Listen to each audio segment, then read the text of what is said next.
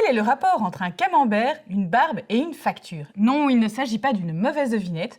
Aujourd'hui, nous allons parler d'un sujet qui est beaucoup plus sérieux qu'il n'y paraît, les collections totalement improbables. Dans cette vidéo du monde de la collection, vous allez tout d'abord découvrir que certains objets qu'on aurait tous tendance à jeter peuvent avoir de la valeur et aussi qu'il y a souvent des histoires derrière les collections. Prêt à découvrir des anecdotes et des collections originales? Allez hop, c'est parti!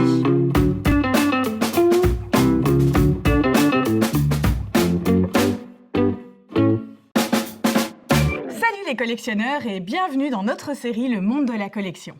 Vous vous en doutez certainement, il existe des milliers de collections différentes. Aujourd'hui, nous allons vous parler de 3 collections totalement improbables, mais vraies, à savoir la tyrosémiophilie, le fait de collectionner des étiquettes de fromage, la pogonotomie, les collections autour du fait de se raser, et la notaphilie, les collections de factures. Et vous allez voir que ce sont des sujets étonnants dont les prix des objets peuvent également vous surprendre. Peu de gens le savent, mais les étiquettes anciennes de camembert ont pas mal de succès auprès des collectionneurs. Inventé à la fin du XVIIIe siècle en Normandie, le camembert est devenu symbole de la France grâce au patriotisme de ses producteurs. Durant la Première Guerre mondiale, ils se sont mis d'accord pour offrir une journée de production pour les poilus et ont favorisé l'approvisionnement du front en cas de pénurie. De ce fait, le camembert faisait partie de la ration quotidienne du poilu. À la fin de la guerre, les soldats vont le ramener chez eux et lui offrir le succès qu'il connaît actuellement. Aujourd'hui, les étiquettes anciennes sont très recherchées et peuvent atteindre des prix surprenants. Cette étiquette du chat noir, par exemple, a été vendue à plus de 250 € sur Delcamp. Alors désolé, vous ne ferez pas fortune avec les étiquettes du camembert que vous aurez trouvées au supermarché du coin. Mais si vous en avez des plus anciennes, qui sait? En tout cas, vérifiez avant de les jeter.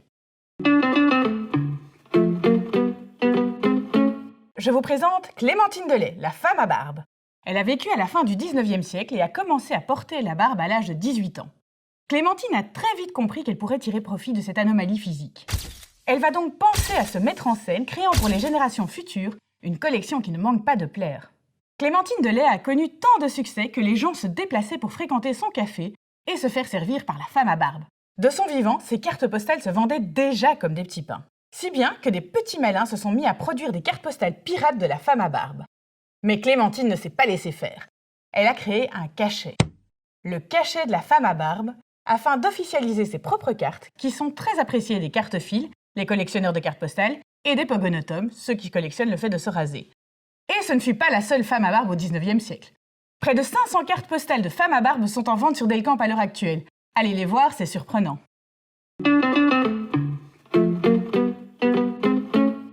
Enfin, je vais aborder avec vous un sujet qui normalement devrait coûter de l'argent et pas en rapporter. Je vais vous parler de la notaphilie. Le notaphile collectionne les factures. Là encore, je vais vous décevoir. Vous ne ferez pas fortune avec les factures reçues récemment. Au contraire, vous allez devoir les payer. Mais certaines factures anciennes peuvent avoir une belle valeur. Sur la marketplace pour collectionneurs Delcamp.net, on peut constater que les factures qui se vendent bien datent d'avant le XXe siècle, plutôt 19e, voire même 18e, et que leur en-tête est souvent décorée. D'une manière générale, les brasseries anciennes ont pas mal de succès. Alors n'hésitez pas à vérifier la valeur des factures de la comptabilité de vos ancêtres avant d'envoyer tout cela à la déchetterie.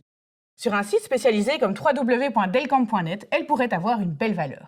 Belle revanche pour votre ancêtre. Voilà, on vous a présenté ici 3 sujets particuliers, mais il en existe des milliers d'autres. Si vous aussi vous collectionnez des objets insolites, dites-le nous dans les commentaires, ça va nous donner des idées. N'hésitez pas à vous abonner à notre chaîne ou à mettre un joli pouce bleu si cette vidéo vous a plu. Et un bon conseil, vérifiez si un objet a de la valeur avant de vous en débarrasser. Vous pourriez être surpris. À bientôt dans le monde de la collection!